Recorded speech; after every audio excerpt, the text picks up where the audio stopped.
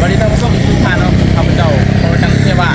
วันนี้การเดินทางมาท่องเที่ยวเนาะกับบริษัทพาสโกลาวแต่ก็มีสมาชิกพาสโกลาวจำนวนหลายเนาะประมาณ20กว่าท่านเนาะซึ่งวันนี้เขาการเดินทางมาเที่ยวจังหวัดร้อยเอ็ดแล้วก็มากับสมาชิกเป็นตัวแทนบริษัทปุ๋ยเก่าเกษตรนาโนเนาะซึ่งวันนี้ก็มากับตัวแทนได้ไงเพิ่นเนาะสวัสดีน้ำซื้อนะพ่อเนาะ ข้าพเจ้าซื้อ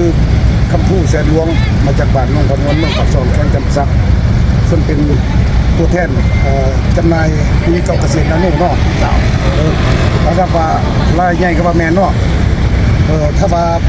บางส่วนได้พี่น้องเนาะที่มีความสนใจ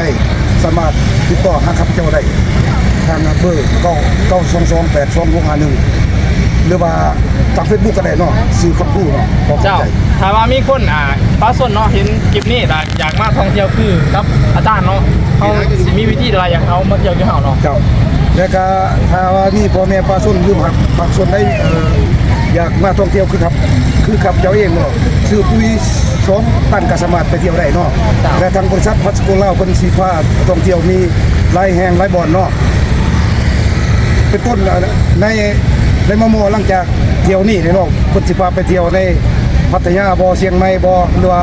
กรุงเทพบ่เนาะ อ๋อตัวตอนนี้ก็ไม่เที่ยวจังหวัดพัทยาเนาะ แม่น โอ้เดี๋ยวเจอพี่ ขอบใจ ขอบใจ